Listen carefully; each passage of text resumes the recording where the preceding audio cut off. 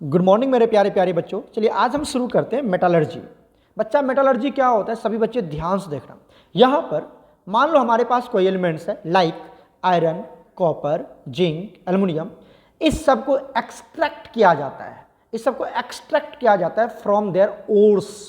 ठीक है, अब ओर्स क्या होता है ये सब पढ़ेंगे हम लोग।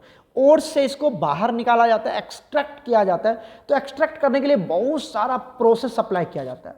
वो सारे प्रोसेस जो हम लोग एक मेटल को फ्रॉम देयर ओर्स से अलग करते हैं, उस प्रोसेस को क्या बोलते हैं, मेटलर्जी। ठीक है, तो चलिए शुरू करते हैं मेटलर्जी। यहाँ पे समझ में आ जाएगा मेटलर्जी क्या है। ये एक साइंटिफिक एंड टेक्नोलॉजिकल मेथड है जिसके थ्रू हम मेटल को एक्सट्रैक्ट करते हैं फ्रॉम देयर ओर्स।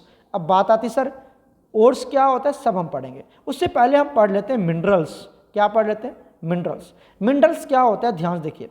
जितने भी सॉलिड सब्सटेंस है जो अर्थ क्रस्ट के अंदर पाया जाता है और उसमें मेटल प्रेजेंट होता है, उसको मिनरल्स बोलते हैं। All solid substance which contains metal and present in the earth crust, मतलब धरती के अंदर पाया जाता है, उसको हम लोग मिनरल्स बोलते हैं। क्या कोयला, कोल मिनरल्स है? नहीं, कोयला से कोई मेटल एक्सट्रैक्ट नहीं किया जाता है। मेटल बहुत है ना, 100 के आसपास मेटल्स है, तो कोयला में से थोड़ी कोई मेटल निकलता है, तो कोयला को मिनरल नहीं बोलेंगे हम लोग। तो मिनरल किसको बोलेंगे, समझ में आ गया। Every solid substance which contains metal and present in the earth crust are called minerals. अब ये जो मिनरल्स होते हैं, मिनरल्स से ही हमारा क्या निकलता है, ओर निकलता है। अब ओर क्या होता है, एवरी मिनरल्स या those minerals from which metal is extracted easily and profitably. यहां से समझिए, इजीली एंड प्रॉफिटेबली।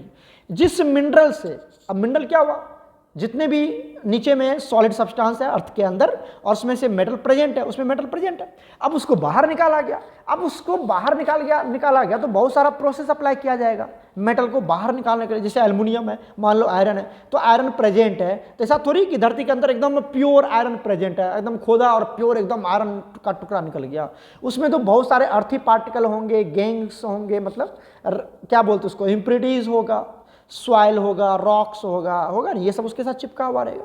तो हम क्या करते हैं, पहले उसको साफ करते हैं, फिर बहुत सारा मेथड अप्लाई करते हैं, तब जाकर के बहुत सारा प्रोसेस के बाद हमें प्योर आयरन मिलता है ना। तो इतने सारे प्रोसेस जो अप्लाई करते हैं, तो अब इस प्रोसेस को करने में मान लो आयरन को बाहर निकाल रहे हैं, आयरन को ओर से बाहर निकाल रहे हैं, और बाहर निकालने में ही हमें लग गए कितना, मान लो 400 रुपये लग गए 1 kg आयरन को निकालने के लिए। हमें बेचना पड़ रहा है कितने में, 300 kg में। तो क्या वो हमारे लिए सही है? 400 तो लग गए निकालने में, अर्थ के अंदर से उसको पूरा मेथड अप्लाई किया, ये किया वो किया, साफ सुथरा, तब जाकर के टोटल खर्च आ गए 400 रुपये। अब उसको जब मार्केट में सेल करने जा रहे हैं तो 300 पर kg बिक रहा है, तो क्या वो सही हुआ? वो तो सही, लॉस ही चल रहा है।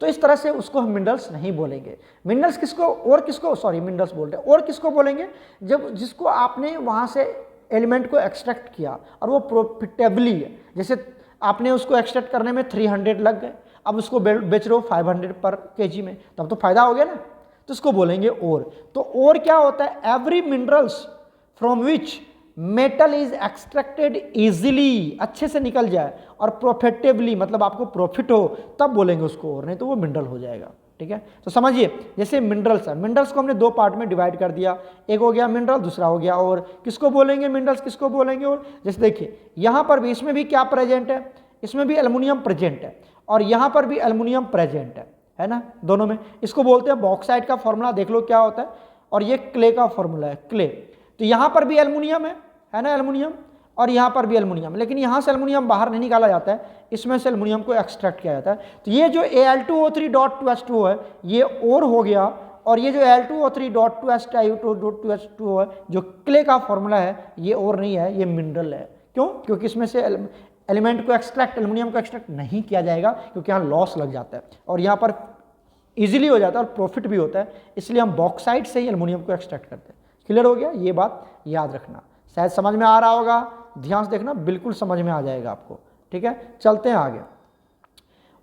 ऑल ओर्स आर मिनरल, सही बात है, जितने भी ओर्स होते हैं सभी धरती के अंदर से निकाला जाता है। तो all ores are mineral but all minerals are not the ores. ठीक है, ये सब पढ़ लेना। अब देखो इसमें जो मेटालर्जी में बहुत सारे स्टेप्स फॉलो किया जाता है, बहुत सारे प्रोसेस अप्लाई किया जाता है। मेटालर्जी में बहुत सारे प्रोसेस स्टेप्स फॉलो किया जाता है। पहला होता है पल्वराइजेशन ऑफ ओर। पल्वराइजेशन मतलब क्या होता है, जैसे हमने गंदगी को साफ किया, इधर उधर किया, जैसे हम आलू प्याज निकालते हैं अर्थ के अंदर से, धरती को खोद करके हमने प्याज निकाला, आलू निकाला, तो आलू क्या क्या करते हैं, तुरंत साफ थोड़ी निकल जाता है, पहले उसको हम लोग साफ वूफ करते हैं, मिट्टी उट्टी हटाते हैं, दैट इज पल्वराइजेशन। क्रशिंग करते हैं, ग्राइंडिंग करते हैं, पाउडर फॉर्म में उसको कन्वर्ट किया जाता है जॉ मिल में या स्टम्प मिल। जॉ मिल और या स्टम्प मिल क्या होता है, उसका जो मिल होता है जिसमें बड़े बड़े स्टोन्स को क्या किया जाता है, डाल के उसको पाउडर बना दिया जाता है। जैसे हम लोग गेहूं डालते तो आटा पाउडर फॉर्म में निकलता है, उस तरह से स्टोन्स को डाला जाता है और फिर वो पाउडर फॉर्म में कन्वर्ट हो जाता है, तो दैट इज पल्वराइजेशन। ठीक है, उसके बाद स्टेप 2 में क्या किया जाता है, यहाँ पर कंसंट्रेशन किया जाता है, उसी को एनरिचमेंट बोलते हैं, उसी को बेनिफिकेशन बोलते हैं, ओर्स किया जाता है। इसके बहुत सारे मेथड है, पहला फिजिकल मेथड, दूसरा है केमिकल मेथड। स्टेप 2 मतलब पल्वर ये बेनिफिकेशन, जिसको हम लोग ज़्यादातर आपको बुलाया था concentration of ore, concentration of ore बोलते थे। यहाँ पर मैग्नेटिक सप्रेशन करते हैं, हाइड्रोलिक वॉशिंग करते हैं, फ्रॉथ फ्लोटेशन करते हैं, साफ करने के लिए, उसको साफ करने के लिए, और केमिकल प्रॉपर्टी में लीचिंग करते हैं। ठीक है, याद हो जाएगा। थर्ड स्टेप में, अब थर्ड स्टेप क्या बोला जाता है, यहाँ पर जो ओर आया उसको ऑक्साइड में कन्वर्ट किया जाता है, ओर्स को ऑक्साइड में कन्वर्ट किया जाता है। उसके लिए 2 मेथड यूज करते हैं, कैल्सिनेशन एंड रोस्टिंग। ठीक है, कैल्सिनेशन एंड रोस्टिंग। स्टेप 4 में क्या कर, जो ऑक्साइड बनाया आपने थर्ड स्टेप में ऑक्साइड में कन्वर्ट हुआ, इस ऑक्साइड को किस में कन्वर्ट किया जाता है, अब ये मेटल में कन्वर्ट किया जाता है। उसके लिए बहुत सारे प्रोसेस फॉलो किया जाता है, smelting, reduction by hydrogen, reduction by auto reduction.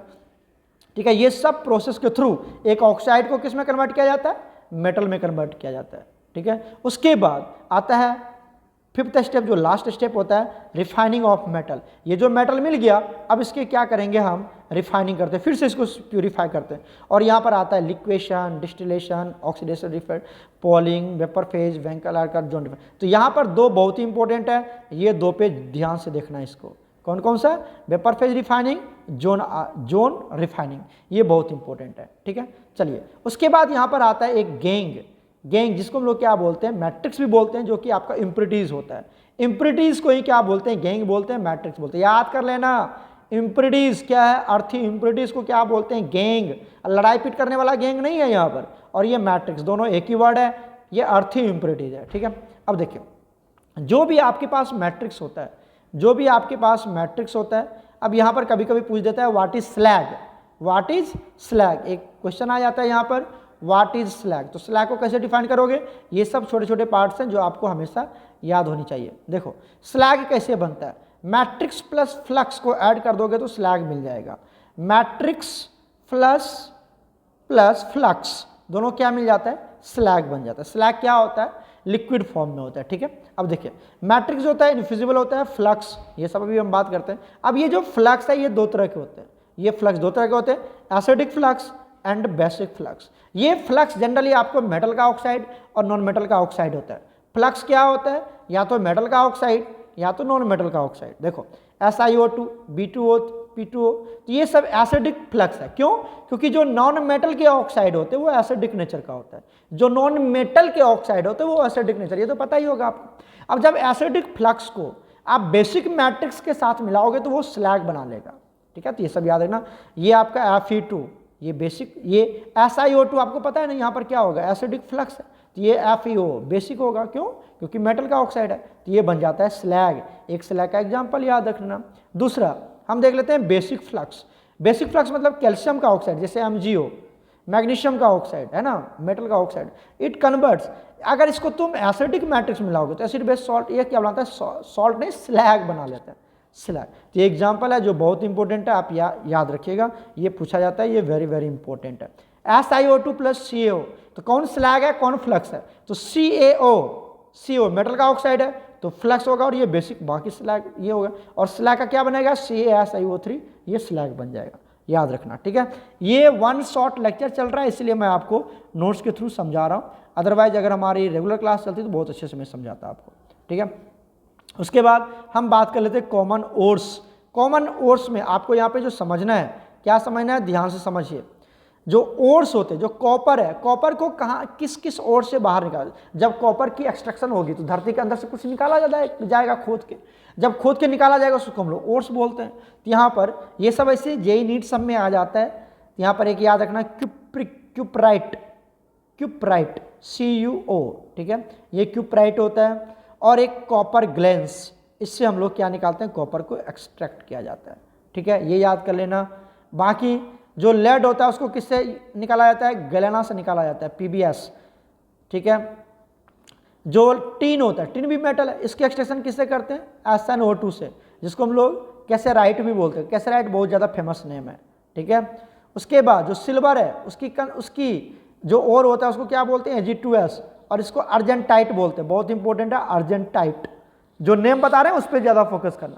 Iron के लिए सबसे ज़्यादा यूज होता है मैग्नेटाइट और हेमेटाइट, हेमेटाइट और मैग्नेटाइट, ये दोनों याद रखना, Fe2O3 और Fe3O4, इससे आयरन एक्सट्रैक्ट किया जाता है। एल्युमिनियम के लिए अभी मैंने बताया था आपको, किससे यूज करते हैं, बॉक्साइट से, तो ये सब और याद होनी चाहिए आपको, ठीक है। मैग्नीशियम के लिए क्या यूज करते हैं हम, कार्नेलाइट, मैग्नीशियम के लिए कार्नेलाइट यूज करते हैं। ऐसे तो ये सब इंपॉर्टेंट है, ये सब पूछा जाता है, बट इस सब पे थोड़ा ज़्यादा फोकस है, कुछ याद होनी चाहिए आपको, ठीक है। उसके बाद जिंक को हम लोग किससे यूज करते हैं, कैलामाइन से, और जिंक ब्लेंड से भी, जिंक ब्लेंड से निकाला जाता है उसे, ठीक है, जिंक ब्लेंड से। कैलामाइन किसका है, ये आपको पूछ देगा which is the ore of zinc, 4 option दे देगा, पूछ देगा, तो ये ओर का नाम याद रहेगा तभी ना, तो ये सब आपको याद करना पड़ेगा। आप कहेंगे सर एक दिन में कैसे पॉसिबल है, हमने तो कभी ये चैप्टर का नाम भी नहीं सुना था, पहली बार हम पढ़ रहे हैं, तो बात सही है, लेकिन क्या करें, करना पड़ेगा आपको, अभी तक CUT में इसको रखा हुआ है तो करना तो है ही ना हमें, ठीक है। तो चलिए नोट्स बना लेना, फिर ऑफलाइन लेक्चर लगेगी, फिर आपका असाइनमेंट्स, वहाँ पर जो टेस्ट होगा उसको हम लोग डिस्कस करेंगे क्लास में, तो क्लास में डिस्कस करेंगे तो वहाँ पर भी ये सब सारी पॉइंट्स को हम डिस्कस करेंगे, टेंशन मत लो, बट आप समझते जाना यहाँ से, ठीक है। चलते हैं नेक्स्ट पॉइंट पर। देखिए एक आता है हमारे पास froth flotation process, froth flotation process, ये भी इंपॉर्टेंट है, यहाँ से भी क्वेश्चन आता है, ध्यान देना, जो क्वेश्चन आएगा ना मैं उसी को यहाँ पर रिपीट करूँगा, बाकी ज़्यादा डिटेल में हम नहीं जाएंगे, ठीक है। फ्रोथ फ्लोटेशन प्रोसेस में क्या होता है, यहाँ पर ये जो प्रोसेस है, ये जो टेक्निक है, ये बेस्ड है किस पर, वेटिंग प्रॉपर्टी, वेटिंग मतलब भींगने वाला प्रॉपर्टी, भींगने वाला, कौन किस में भींगता है, बस अब समझिए। यहाँ पर क्या होता है कि जो ओर होता है वो ऑयल में भींग जाता है, ओ से ऑयल, ओर को ऑयल के साथ भींग जाता है, उसमें वो मिक्स हो जाता है। और जो गेंग है आपका, क्या है, ध्यान से सुनने जाना, बच गया आपका गेंग मतलब इम्प्योरिटीज, जो इम्प्योरिटीज है वो वाटर के साथ मिक्स हो जाता है ना, यही प्रॉपर्टी है इसका। क्लियर हो गया। यहाँ पर अब कुछ जो बातें आपको जो याद रखनी है, क्या याद रखनी है, जो कलेक्टर्स होते हैं, कलेक्टर्स, जो फ्रॉथ बनता है, इसका नाम है फ्रॉथ, झाग बनता है यहाँ पर, तो झाग को स्टेबल किया जाता है यहाँ पर, ठीक है। तो उसके लिए हम क्या यूज करते हैं, पाइन ऑयल यूज करते हैं सबसे ज़्यादा, सोडियम मिथाइल जेंथेट यूज करते हैं, ठीक है, ये दोनों। तो ये पूछ भी लिया था कि व्हाट इज कलेक्टर, कलेक्टर क्या करता है, इट अटैक द और particle on the surface of the froth increases. अब ये क्या करता है, कलेक्टर क्या करता है, जो भी और पार्टिकल उसको ऊपर लेके आ जाता है, पानी के ऊपर लेके आता है, तेल के साथ, ऑयल के साथ, ठीक है। उसके बाद आता है next froth stabiliser. Froth stabiliser में हम यूज करते हैं यहाँ पर क्रेसोल का और एनिलीन का। ये सब डायरेक्ट पूछा जाएगा आपसे कि फ्रोथ स्टेबलाइजर में किसका यूज किया जाता है, तो क्रेसोल और एनिलीन का। ये स्टेबलाइजर क्या होता है, जो फ्रोथ को तेल के साथ बना के रखता है, ऊपर पे बना के रखता है, ताकि हम उस फ्रोथ को मतलब झाग को ऊपर से हटा सके, ऊपर से उसको छान के हटा सकें झाग को, तो उसको बोलते हैं फ्रोथ स्टेबलाइजर। फ्रोथ को स्टेबल बनाता है, ऊपर में जल्दी हटने, जैसे तुमने सर्फ डाला होगा ना पानी में, सर्फ डालते तो झाग बनता है, तो आप धीरे धीरे छोड़ दो तो झाग खत्म हो जाता है। लेकिन अगर तुमने क्रेसोल डाल दिया, एनिलीन डाल दिया, तो वो झाग बना रहेगा ऊपर पर, जल्दी हटेगा नहीं। तो झाग जब बना हुआ तो हम आराम से उसको ऊपर से निकाल सकते हैं, है ना। तो इस तरह से फ्रोथ स्टेबलाइजर किसका यूज करते हैं, क्रेसोल और एनिलीन, याद कर लेना। उसके बाद आ जाओ यहाँ पर नेक्स्ट पॉइंट जो यहाँ पर हम यूज करते हैं, वो यूज करते हैं डेप्रिसेंट। डेप्रिसेंट के लिए हम NaCN और Na2CO3 यूज करते हैं, ठीक है। डेप्रिसेंट के लिए किसको यूज करते हैं हम लोग, डेप्रिसेंट के लिए हम लोग यूज करते हैं NaCN को या Na2CO3 को, सबसे ज़्यादा NaCN यूज किया जाता है। इट हेल्प, डेप्रिसेंट क्या करता है, डेप्रिशिएट कर देता है अलग अलग, और ये तब यूज करते हैं जब एक ही ओर में, it help 2 sulphide ores preventing the ores to make froth and other ore to make the froth. देखो दूसरे को क्या करता है, एक और फ्रॉथ में मिल जाता है और एक और फ्रॉथ से दूर चला जाता है, एक और फ्रॉथ में मिल जाता है और एक और फ्रॉथ से दूर चला जाता है, मतलब नीचे बैठ जाता है बटन में, कंटेनर के बटन में, उसके लिए हम डेप्रिसेंट मतलब डेप्रिसिएट कर देता है, डिफ्रेंशिएट कर देता है अलग अलग, तो NaCN का यूज करते हैं। ठीक है, ये बात समझ में आ गई। ये डायग्राम याद रखना, यहाँ पर जिंक सल्फाइड एक पार्टिकल्स है और ये फ्रॉस्ट फ्लोटेशन हम सल्फाइड ओर के लिए यूज करते हैं, एकदम याद कर लेना। फ्रॉस्ट फ्लोटेशन सल्फाइड ओर के लिए यूज करते हैं, तो जिंक सल्फाइड है ना, जिंक अलग, अभी तो बताया था हमने आपको, जिंक सल्फाइड यूज करते हैं, तो हमने डाल दिया। इसके थ्रू ये देखो यहाँ पर ये एयर फ्लो करते हैं, ये यहाँ से बबल बाहर निकलेगा एयर, इसमें बबल जाएगा तो वाटर प्लस पाइनल है, तो यहाँ पर झाग बन जाएंगे, ये झाग है, झाग ऊपर आ गया और उसके साथ क्या आ गया, ये और है ब्लैक सा, ये और किसके साथ आ गया, झाग के साथ, और नीचे क्या बैठ गया, नीचे बैठ गया तुम्हारा इम्प्योरिटीज, ये सारे गैंग है मतलब इम्प्योरिटीज है, नीचे बैठ गया। ठीक है, फ्रोथ बबल्स हैविंग सल्फाइड और पार्टिकल, ये फ्रोथ है, इसमें बबल्स में सब सल्फाइड और है, एयर कंप्रेस्ड करके यहाँ भेजा जा रहा है, तो यही इसका मैकेनिज्म है। ठीक है, कोई दिक्कत है? चलते हैं नेक्स्ट पॉइंट पर। नेक्स्ट देखिए, यहाँ पर एक चीज़ हम पढ़ लेते हैं, एक्सट्रैक्शन ऑफ आयरन, आयरन की एक्सट्रैक्शन करना। अब बताओ आयरन किससे एक्सट्रैक्ट किया जाता है? हेमेटाइट ओर से, ये तो हमने पढ़ाया था आपको Fe2O3 से। तो क्या करते हैं, यहाँ पर हम एक ब्लास्ट फर्नेस लेते हैं, क्या लेते हैं, मैं थोड़ा इसका साइज छोटा करूं, ये एक ब्लास्ट फर्नेस ले लेते हैं, दिखा आपको ब्लास्ट फर्नेस। अब ये जो ब्लास्ट फर्नेस देख लो यहाँ से इस तरह से, ये डायग्राम हमने बहुत पहले नोट्स बना के रखा है, ये हमारा ब्लास्ट फर्नेस है ना। अब इसमें क्या करते हैं, ऊपर से इसमें यहाँ से हम लोग क्या इंटर करते हैं, यहाँ पे हम लोग इन करवाते हैं किसको, ओर को, कौन सा और, अरे Fe2O3, उसके बाद कैल्शियम कार्बोनेट, उसके बाद कोक मतलब कार्बन को भी ऐड करवाते हैं। ठीक है, ऊपर से डाल रहे हैं, यहाँ पे हीटिंग इफेक्ट रहता है, हीट करते हैं। अब ये नॉर्मल हमारे लैब में थोड़ी पॉसिबल है, ये इंडस्ट्री में होता है।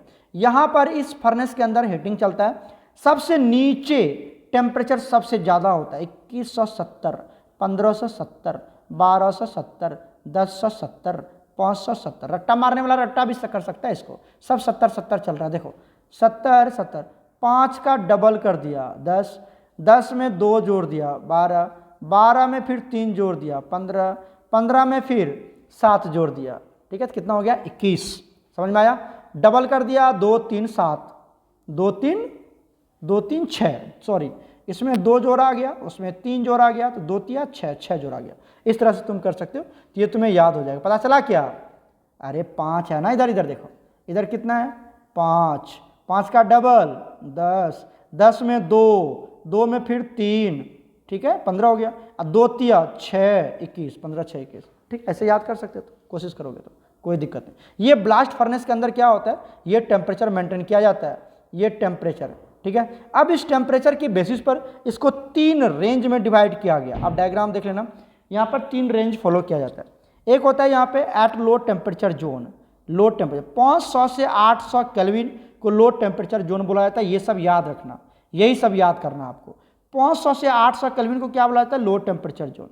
ठीक है, यहाँ पर क्या होता है, हमारा FeO की कन्वर्जन होती है। FeO आयरन ऑक्साइड बन जाता है। क्या बन जाता है? आयरन ऑक्साइड बन जाता है। रिएक्शन देखोगे तुम्हें याद होगा तो ठीक है, याद नहीं होगा तो छोड़ देना। ठीक है, ये FeO बन जाता है। सबसे ज़्यादा इंपॉर्टेंट है कौन सा है हमारे पास, सबसे ज़्यादा ये जो है ये लो टेम्परेचर जोन है, लो टेम्परेचर जोन। अब आ जाओ यहाँ से, हम चलते हैं यहाँ पर मिडिल टेम्परेचर जोन, जो 900 से 1600 केल्विन के आसपास है।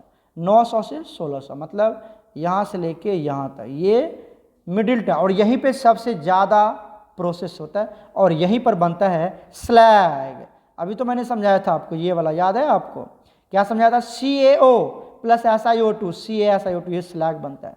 ये क्या बनता है? स्लैग बनता है। ये जो स्लैग बना ये लिक्विड फॉर्म में होता है और ये ऊपर से इसे बाहर निकल जाता है, यहाँ से बाहर निकल, तो स्लैग मतलब इम्प्योरिटीज है ना, इम्प्योरिटीज बाहर निकल गया।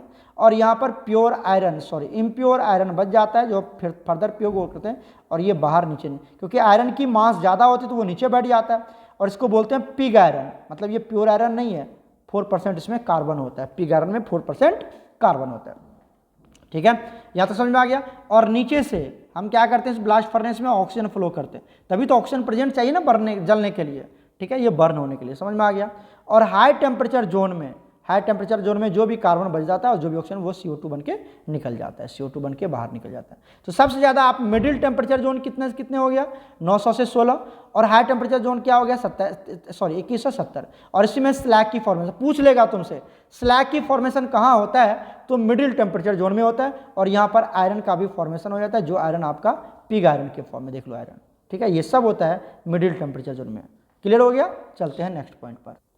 नेक्स्ट पॉइंट देखिए क्या आता है हमारे पास, कैल्सिनेशन एंड रोस्टिंग। ये भी पूछा जाता है कैल्सिनेशन एंड रोस्टिंग में क्या डिफरेंस रहता है। क्वेश्चन क्या पूछा जाता है, कैल्सिनेशन जो यूज़ करते हैं हम लोग वो कार्बोनेट ओर के लिए यूज़ करते हैं, ये बात याद रखिए, किसके लिए, कार्बोनेट ओर के लिए। जबकि रोस्टिंग किसके लिए यूज़ करते हैं हम, सल्फाइड, जहाँ पर सल्फर प्रेजेंट होता है उसके लिए ओर के लिए यूज़ करते हैं। जो पॉइंट कर रहा हूँ उसी पे ज़्यादा फोकस करना। दूसरी बात, ये जो होता है ये कहाँ होता है, इन द अब्सेंस ऑफ एयर होता है, इन द अब्सेंस ऑफ एयर, और ये होता है in the presence of air. Clear हो गया। यहाँ पर CO2 गैस रिलीज होता है और यहाँ पर SO2 गैस रिलीज होता है। दूसरी बात, यहाँ पर इसके एग्जांपल जैसे जिंक कार्बोनेट ले लिया हमने, तो हिट क्या है, in the presence of in the absence of air, तो क्या बनेगा, जिंक ZnO और ये CO2 बन जाएगा, CO2 गैस। यहाँ पर जिंक सल्फाइड हो रहा है ना, तो जिंक सल्फाइड ले लिया और यहाँ पर क्या बन जाता है, SO, दोनों में ऑक्साइड बनता है, बात अलग है, और यहाँ पर SO2 बनता है, यहाँ पर CO2 बनता है। ठीक है, समझ में आ गई बात आपको, ठीक है, यहाँ तक समझ में आ गया। यहाँ पे जिंक ये कार्बोनेट हो रहा है और ये सल्फाइड हो रहा है, यहाँ भी समझ में आ गया, CO2 यहाँ पर बनेगा, यहाँ SO2 बनेगा, ये प्रेजेंस ऑफ एयर लेगा, ये in the absence of air होगा, in the absence of air होगा। ओके, क्लियर हो गया। चलते हैं नेक्स्ट पॉइंट पर। नेक्स्ट देखिए क्या है हमारे पास, स्मेल्टिंग। स्मेल्टिंग में क्या होता है, यहाँ पर हम एक्सट्रैक्शन करते हैं मेटल का, किससे, मेटल ऑक्साइड से। मेटल ऑक्साइड से मेटल को बाहर निकालते हैं with the help of carbon, बस। ठीक है, तो क्या करवाते हैं, ऑक्साइड ले लिया, जितना भी ऑक्साइड है सब ऑक्साइड है, देख लो सारे ऑक्साइड को किसके साथ रिएक्शन करवा दिया, कार्बन के साथ। किसके साथ, कार्बन के साथ। तो क्या करेगा, कार्बन रेड्यूसिंग एजेंट की तरह बिहेव करता है, तो ये क्या करेगा, ऑक्सीजन को लेकर भाग जाएगा, तो क्या बना लेगा ये कार्बन ऑक्साइड, कार्बन मोनोऑक्साइड, और साथ में जिंक अलग हो गया क्योंकि ऑक्सीजन छीन के लिए भाग गया। यहाँ से ये क्या बना लेगा, CO2, आयरन अलग हो गया, आयरन अलग हो गया, मेटल। तो जितने भी मेटल हैं वो सब अलग हो जाता है, और किसके प्रेजेंस में हम करते हैं, कार्बन के प्रेजेंस में करते हैं। क्लियर हो गया।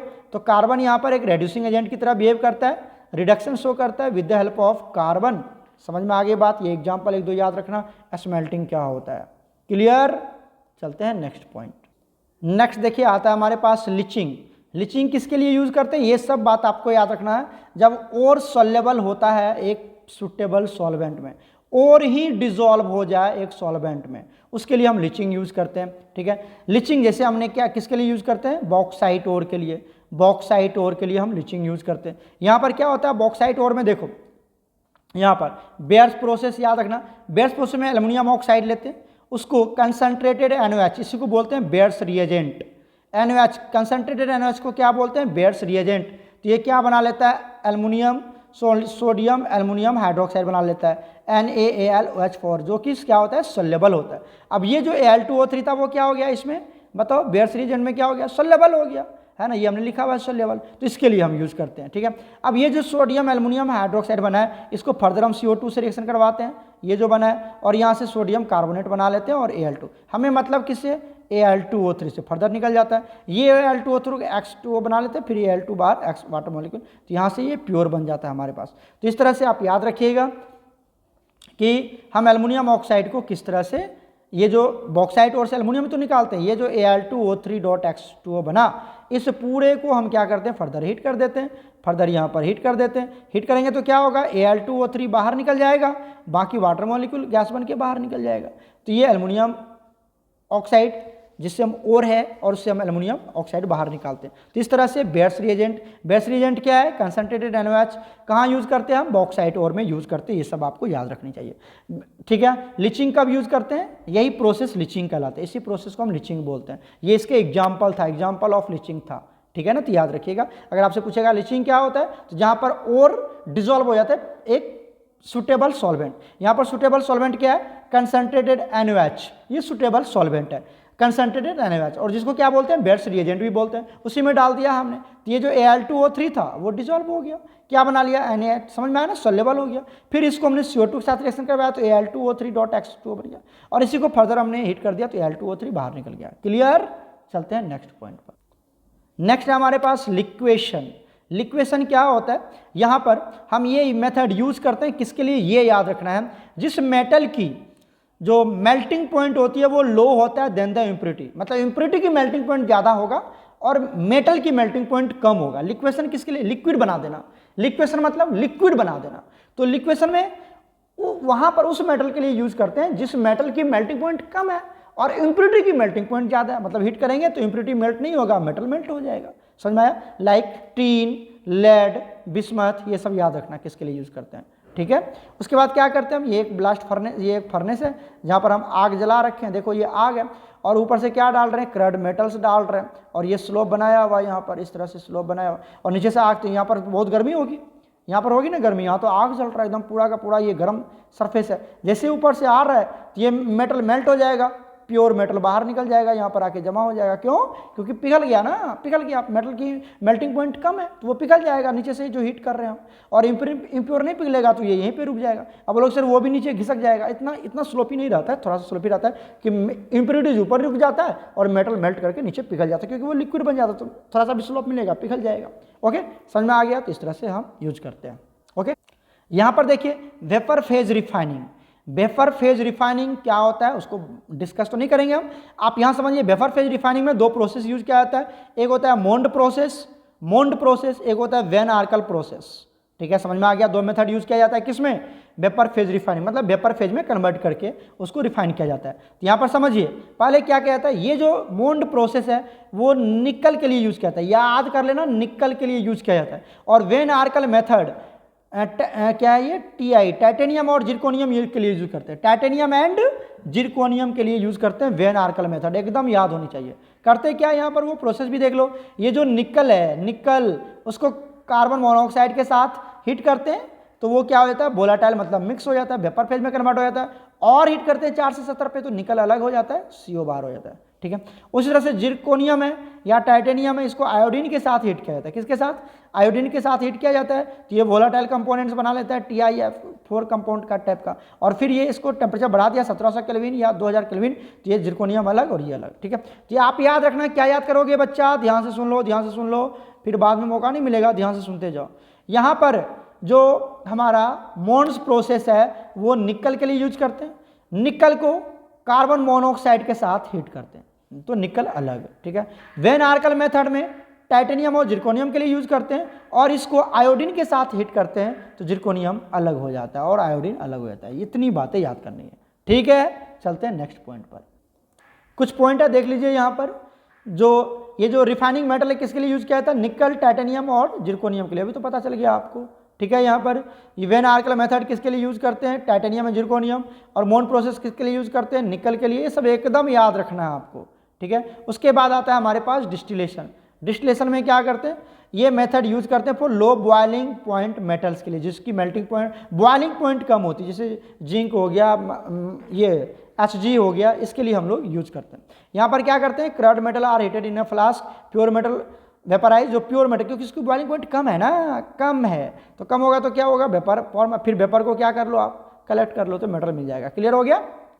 नेक्स्ट देखिए आता है हमारे पास जोन रिफाइनिंग। जोन रिफाइनिंग क्या होता है, ये सबसे मॉडर्न टेक्निक है रिफाइनिंग का, एकदम पूरा वर्ल्ड में भी फॉलो कर रहा है जोन रिफाइनिंग। इससे हम लोग क्या करते हैं, एकदम प्योर सेमीकंडक्टर फाइंड आउट किया जाता है, निकाला जाता है, जैसे germanium, silicon, barium, gallium, indium, ये सब प्योर सेमीकंडक्टर की यहाँ पर क्या किया जाता है, ऑब्टेंड किया जाता है। इसमें क्या किया जाता है, देखो यहाँ पर मान लो हमारे पास एक रॉड है, ये एक रॉड है ना, रॉड, ये मेटल का इम्प्योर रॉड है, इसके ऊपर क्या कर दिया गया, एक हीटर लगा दिया गया। ये क्या लगा दिया गया, यहाँ पर हीटर है, ये हीटर है, सर्कुलर हीटर है, और ये बहुत गर्म है, हीटर है तो गर्म होगा। अब ये हीटर को क्या किया जाता है, कभी इधर लेके जाया जाता है तो कभी इधर लेके जाया जाता है, कभी इधर मूव करवाते हैं, कभी इधर मूव। मान लो हीटर इधर मूव कर रहा है, इधर मूव कर रहा है, तो जब ये हीटर आता रहेगा तो इसमें जो भी इम्प्योरिटीज होगा वो मेल्ट हो जाएगा। मतलब यहाँ पर जोन रिफाइनिंग हम उसके लिए यूज करते हैं जिसके लिए इम्प्योरिटी की मेल्टिंग पॉइंट कम होती है और मेटल का मेल्टिंग पॉइंट ज़्यादा होता है, तो मेटल नहीं मेल्ट करेगा, इम्प्योरिटी मेल्ट कर जाएगा, मेल्ट करेगा तो वो लिक्विड हो जाएगा। वो क्या हो जाएगा, लिक्विड। देखो ये लिक्विड हो रहा है और धीरे धीरे लिक्विड को ये इधर फ्लो कर जाएगा, इधर आ रहा है तो इसके साथ मेल्ट करता है, इधर आता चला जाएगा, और यहाँ पर आके सारे जो इम्प्योरिटीज हैं वो जमा हो जाएगा और इधर प्योर बच जाएगा। क्यों बचेगा प्योर, क्योंकि ये मेल्ट होगा ही नहीं, तो सारा मेटल तो इधर ही रह जाएगा, है ना। अरे मान लो ऐसा है हमारे पास ये है और इसके ऊपर हीटर लगा दिया हमने, हीटर लगा दिया, हीटर को तुम नीचे लेके आओगे तो क्या होगा बताओ, तो हीटर इसको गर्म करेगा तो जो इम्प्योरिटीज है वो नीचे मेल्ट करता हुआ पिघलता चला जाएगा, नीचे आकर के इम्प्योरिटीज जमा हो जाएगा, और ऊपर में मेटल जो जिसकी मेल्टिंग पॉइंट ज़्यादा है वो यहाँ पर रहेगा। और जब यहाँ पर इम्प्योरिटीज जमा हो गया, इसको कट कर लो, इसको बाद में कट करके नाइफ से चक करके हटा ले तो प्योर मेटल मिल जाता है यहाँ से। This is zone defining. Molten zone contain impurities, ये जो मोल्ट क्या हुआ, ये मेल्टेड है, ये मोल्टेन जोन है, ये इम्प्योरिटीज कंटेन करता है, उसके बाद इसको किसी से कट करके हटा लिया जाता है। ये पढ़ लोगे यहाँ से, मैं दिखा भी देता हूँ, आप यहाँ पर याद कर लेना। जोन डिफाइनिंग, जोन डिफाइनिंग क्या होता है, melting point of impurities is very low, impurities की मेल्टिंग पॉइंट बहुत कम होती है, मोर द सोल्युबल, मतलब मेटल की मेल्टिंग पॉइंट ज्यादा होती है, ठीक है। Impurities get concentrated at one end, एक एंड पे जाकर के इम्प्योरिटीज कंसंट्रेट हो जाता है, उसके बाद उसको कट ऑफ कर लिया जाता है, काट के हटा लिया जाता है। लिख लोगे ये सब, लिख लोगे, क्लियर। नेक्स्ट देखिए क्या आता है हमारे पास, पायरोमेटालर्जी। पायरोमेटालर्जी किसको बोलते हैं, पायरो मतलब होता है हीट, पायरो मतलब क्या होता है, हीट होता है, मतलब हीट करके आपको क्या करना है, मेटल की एक्सट्रैक्शन के लिए इसको हम लोग हीटिंग प्रोसेस से यूज करते हैं। यहाँ पे जो भी ऑक्साइड है, जैसे AU2O, ये AgO, HgO, ये सब, इसको हम लोग क्या करते हैं, हीट करते हैं। हीट का सिंबल दिख लिया, तो ये क्या हो जाएगा, यहाँ से ऑक्सीजन बाहर निकल जाएगा, ऑक्सीजन बाहर निकल जाएगा यहाँ से, और ये गोल्ड, Ag, Hg, ये सब हमारा बाहर निकल जाता है, तो इसी को बोलते हैं पायरोमेटालर्जी, ठीक है। याद कर लेना कुछ किसके लिए यूज करते हैं, जैसे गोल्ड के लिए, सिल्वर के लिए, मरकरी के लिए, ये सब मेथड यूज किया जाता है, पायरोमेटालर्जी, ओके। नेक्स्ट देखिए क्या हमारे पास, thermite process. Thermite process, thermite process में क्या होता है, यहाँ पर जो हम रिडक्शन करवाते हैं वो एल्युमिनियम से करवाते हैं। किससे करवाते हैं, एल्यूमिनियम, कार्बन नहीं, आपको पता है ना, कार्बन लेते थे हम, तो कार्बन से नहीं करवाते, एल्युमिनियम से करवाते हैं। यहाँ पर this reduction method oxide of moderate reactive metal, moderate reactive जैसे क्रोमियम हो गया, मैंगनीज हो गया, आयरन हो गया, जो उतना ज़्यादा रिएक्टिव नहीं होते और ना ही लिस्ट रिएक्टिव होता है, मॉडरेट रिएक्टिव होता है, क्रोमियम, मैंगनीज, आयरन, इस सब के ऑक्साइड को एल्युमिनियम से रिएक्शन करवाते हैं। Aluminium not the carbon is used as reducing agent, aluminium को हम लोग रेड्यूसिंग एजेंट की तरह यहाँ पर यूज करते हैं थर्माइट प्रोसेस में।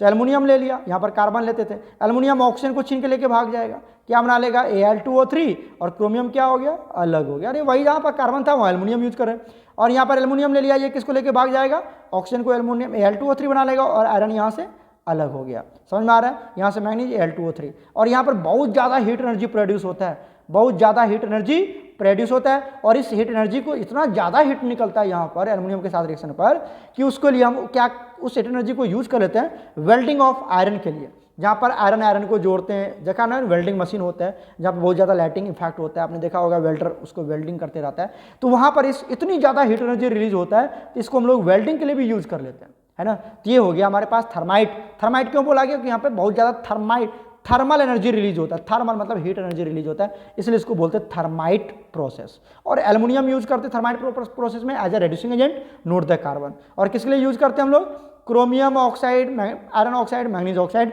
जो कि मॉडरेट रिएक्टिव मेटल के ऑक्साइड होते हैं। क्लियर हो गया यहाँ तक, आप इतनी बातें याद कर लीजिए, कोई दिक्कत नहीं होगा, मेटलर्जी का क्वेश्चन बन जाएगा आपसे, ओके, ठीक है। तो आज इतना ही रहने देते हैं, फिर हम लोग मिलते हैं इसके क्वेश्चंस के साथ, वहाँ पर हम और भी जो भी बातें होगी उसको डिस्कस करेंगे। पहले आप इतना देख लेना, इसमें क्या क्या मैंने डिस्कस करें, वो सारे टॉपिक आप अच्छे से कवर करना। अगर नोट्स चाहिए तो बता देना, हम आपको नोट्स भी प्रोवाइड कर देंगे, नोट्स हमारे पास ऑलरेडी बना हुआ है। ओके बच्चा, गॉड ब्लेस यू ऑल।